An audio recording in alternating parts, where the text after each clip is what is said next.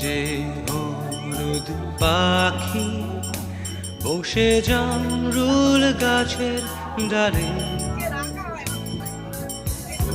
তো ডাকা ডাকি আমার শৈশবের সকালে। একদিন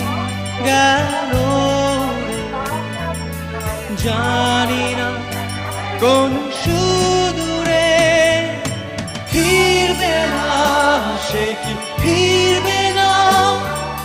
ফিরবে না আর কোনদিন, ফিরবে না সে কি